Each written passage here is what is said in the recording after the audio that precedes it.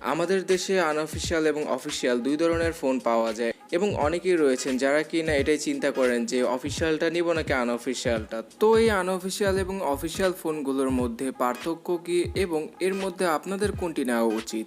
So hey guys, Shanto here. Official এবং unofficial phone সম্পর্কে পার্থক্যগুলো সম্পর্কে জানার আগে আমি আশা করছি নিচে সাবস্ক্রাইব বাটনটিতে ক্লিক করে পাশের বেল আইকনটিতে ক্লিক করে রাখবেন যদি আপনি না করে থাকেন। প্রথমে কথা বলা যাক অফিসিয়াল ফোন।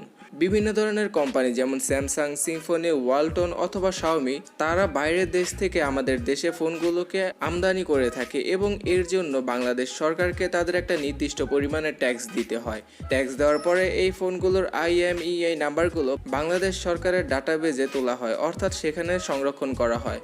আর অন্যদিকে আনঅফিসিয়াল ফোনগুলো হলো বিভিন্নভাবে দেশের বাইরে থেকে ফোনগুলোকে সরকারের কর বা ট্যাক্স ফাঁকি দিয়ে দেশের বাজারে আনা হয় এবং সেই ফোনগুলোর IMEI নাম্বার সরকারের ডাটাবেজে থাকে না, অর্থাৎ সংরক্ষণ করা হয় না এবং এই ফোনগুলোর দাম অফিসিয়াল ফোনগুলো থেকে 2 থেকে 3 হাজার টাকার মতো কম হয়ে থাকে এবং ফ্ল্যাগশিপ ফোনগুলোর দাম 10,000 টাকার মতো কম হয়ে থাকে। কারণ এই জায়গায় সরকারের ট্যাক্স যেহেতু দেওয়া লাগে না, এই ফোনগুলো বাইরে থেকে যে দামে কিনে আনা হয় সেখান থেকে কিছুটা লাভ রেখে জনগণের কাছে সেল করা হয়। তো এবার জানা যাক যে এই ফোনগুলো কিনলে আপনারা কি কি সুবিধায় পড়বেন এবং অসুবিধায় পড়বেন, আর আনঅফিসিয়াল ফোনগুলো কিভাবে বাংলাদেশে আসে এবং প্রথম এই আনঅফিসিয়াল ফোনগুলোর দাম কেনই বা বেশি হয় সেই সম্পর্কে জানতে উপরে আই বাটনে একটি ভিডিও লিংক দিচ্ছি, অবশ্যই এই ভিডিওটি দেখার পরে দেখে নেবেন।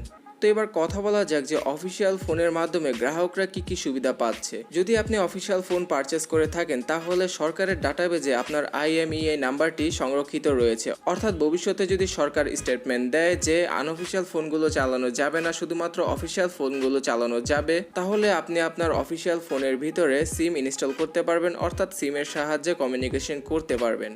তাছাড়া কোম্পানির পক্ষ থেকে অফিসিয়াল ফোনগুলো কিনলে অফিসিয়াল ওয়ারেন্টি পাওয়া যায়, সেটা হতে পারে 1 থেকে 2 বছরের ভিতরে।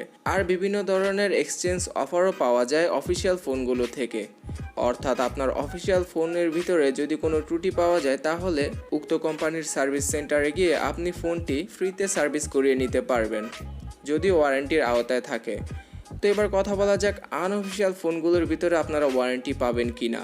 তো আনঅফিসিয়াল ফোনে ওয়ারেন্টি তো পাওয়া যায় কিন্তু সেটা অফিসিয়াল না, অর্থাৎ যেই শপ থেকে আপনি ফোনটি কিনবেন সেই শপ থেকে সার্ভিসিং ওয়ারেন্টিটা দেওয়া হয়। এর মাধ্যমে আপনাদের ফোনে যদি কোনো ত্রুটি দেখা যায় তাহলে সেই শপ থেকে আপনাদের জিনিসটাকে ঠিক করিয়ে নিতে হবে এবং তারা যেভাবে বলবে সেভাবে আপনাকে টাকা খরচ করতে হবে। অনেক ক্ষেত্রে দেখা যায় যে তারা পার্সের দামের সাথে সার্ভিসিং চার্জটাও নিয়ে থাকে, তো এই ক্ষেত্রে অনেকের প্রবলেমে পড়তে হয়।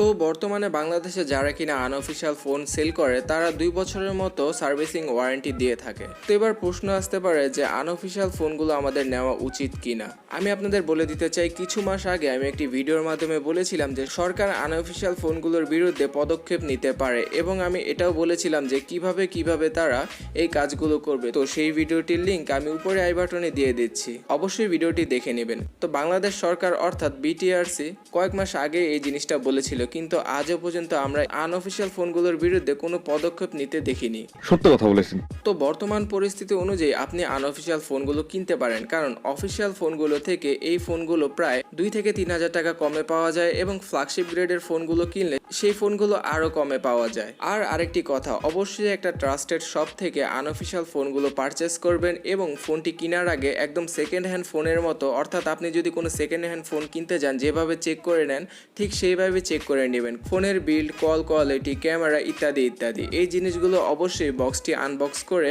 চেক করে নেবেন। আর আমি বর্তমানে এই ভিডিওটি তৈরি করছি, ভবিষ্যতে এই জিনিসগুলো পাল্টেও যেতে পারে, অর্থাৎ BTRCর পক্ষ থেকে এরকমও ঘোষণা আসতে পারে যে আনঅফিসিয়াল ফোন কিনা আর চলবে না। তো সরকারের পক্ষ থেকে এরকম কোনো পদক্ষেপ নেওয়া হলে আমি অবশ্যই আপনাদের ভিডিওর মাধ্যমে জানিয়ে দেব এবং তার জন্য আপনাদের একটাই কাজ করতে হবে, নিচে থাকা সাবস্ক্রাইব বাটনটিতে ক্লিক করে পাশের বেল আইকনটিতে ক্লিক করে রাখতে হবে যদি আপনি না করে থাকেন।